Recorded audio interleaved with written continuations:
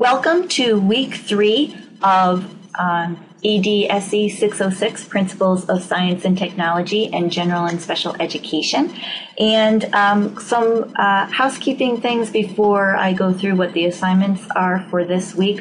One is Rosh Hashanah is this Thursday, and because of that, I've been advised not to collect any assignments for October 2nd. So you are going to get another week extension on anything that was due for week 2, which would be the discussion board on being a mentor, asking for mentorship, and then writing the objectives. So now that's been pushed back until October 9th. So if you still want feedback on your objectives, just load it up and I will get feedback to you. Some of you have already taken advantage of that, so I will be getting back to you later in this week. Another thing that I wanted to talk about was the quiz for week 2. Many of you have been writing me email with concerns that you've not done very well on this quiz. You want to know if you can retake it again or what can you do to increase your grade, assuring me that you're all good students. And I believe that. And this is what happens a lot of times in the classroom, where you give a quiz, you give a test, and the students bomb it. And there's a lot of reasons why students bomb it, and it's for reasons other than that they weren't prepared or they didn't learn the information. So one thing that I've built in is that you're going to be able to do test corrections on any of the questions that you got wrong and you want to get back full credit. So if you got a 50 and you really want to get that 100, do these test corrections. What you have to do is look at the question that you got wrong, what's the right answer, and then I want you to give me a paragraph, a couple of sentence explanation why that is the correct choice. And I want you to use either the presentations that you've had so far or any of the reading that you have in order to justify for me why that is actually the correct answer. If it's one of the objectives, that's question 6 through 10, you can either give me reasons why the answer that I gave you was the correct answer, or if you don't believe that that is correct, you can give me a justification of why you think a particular objective was a poor objective, a fair objective, an excellent objective, or good objective. And again, make sure that you're using your reading or the presentations in order to back up your justifications. Okay, submit that to me, and then I'll read them over and I'll see if we can have an adjustment in your grade. I'm sure a lot of you are going to be very happy to be able to take care of that. Let's see.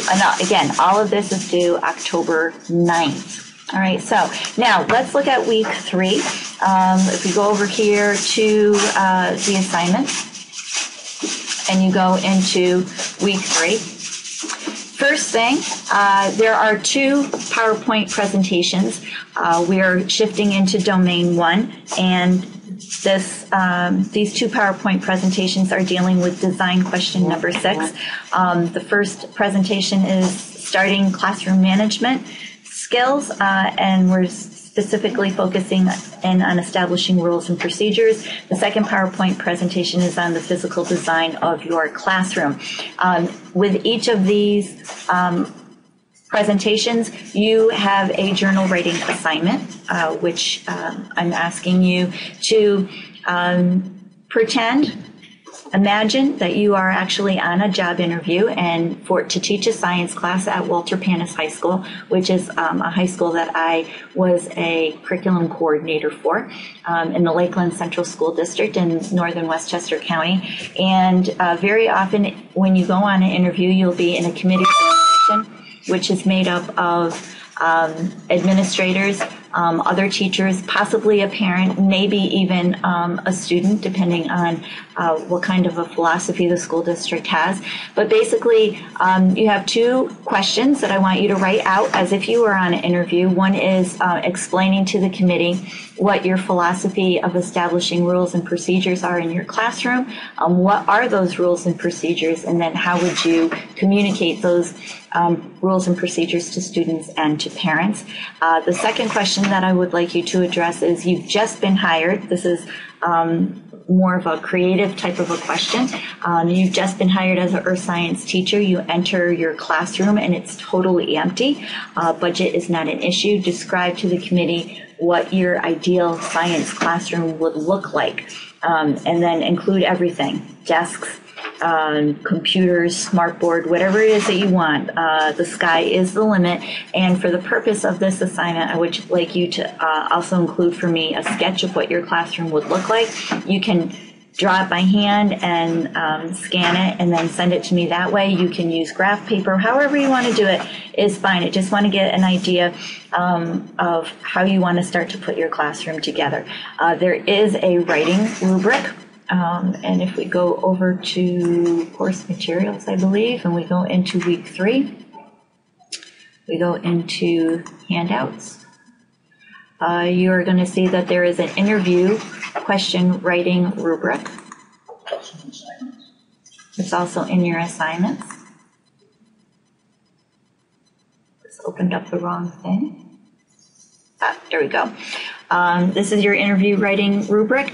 The criteria is content, and we're looking for you to be proficient to advanced. So if we look at the criteria for advanced, it's using information from class, but also citing outside sources. Your writing structure, one or no mistakes in grammar, spelling, punctuation, or APA format, and this is big. Make sure that you are correcting all of those things. Convincing, is your argument believable, clear, and leaving no margin of doubt? And application, are the responses appropriate towards a specific teaching situation? Basically, are you able to convince me as an administrator to hire you as a science teacher? And then here's your grades down here. If you get a total of 9 points, it's an A+. Total of 8 points, it's an A. So look at what it is that you want to get for your grade, and then use this rubric when you're reviewing what you wrote to see what criteria you're falling into. Okay, let's go back. All right.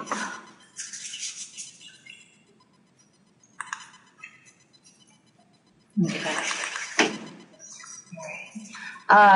We just went over the test corrections. You can upload your test corrections here. There is no specific quiz for week 3, so you don't have to worry about that, but there will be a quiz for week 4, and I'll count that as double. There is no discussion board, but you should be continuing to work on your discussion board from week 2. Let's see, there is optional reading assignments also. Module 4 and Module 6 will just give you more background information on how to write essential questions and enduring understandings when you're planning a unit. And then this is just a heads up. We're going to start looking at incorporating reading and writing strategies into your science lessons. And I would like you to locate 2 science articles. They can be journal articles or current event type articles, depending on what your lesson is going to be, your unit of focus. It should be age appropriate. So if you are creating lessons for a 7th grade science class, make sure it's age appropriate. If you're working on 11th grade chemistry class, it needs to be age appropriate for juniors in high school. Right now, all I want you to do is locate those 2 articles, which will teach students information that they would need in order to address one of the objectives that you have written for me. So just start looking for them, and then once I give you feedback on your objectives, you can start to see if they actually fit the objectives that you have for a particular unit, or if you need to make adjustments. That's not going to be due until October 23rd, when I'm going to review with you what an actual team learning activity is and the types of questions that you would need to write in order for students to learn the information that's in that article. So basically that's it for week 3. Again, everything from week 2 and week 3 is now due October 9th because of Rosh Hashanah. That should give you more than enough time to get everything done. So really the 2 big assignments, other than watching the PowerPoint presentations, are answering these 2 interview questions and then making the quiz corrections if you want to. If you are happy with your grade, then you don't have to make these quiz corrections. But if you're not happy with your grade, then the quiz corrections are something that you're going to want to do. And a lot of the quiz questions were higher order thinking questions. So there might not necessarily be a right or wrong answer, but what's the best answer? And you should be able to start to justify what's the best answer when you're trying to get your full credit points back. So that's it. Have a good week. I'll see you again on October 9th. I will update week 4 before that for those of you who have the time to start to get ahead. And I'll try to post reading assignments for week 5 as well, if you're finding that you have some time to get caught up or to even go ahead. So enjoy yourself and see you soon.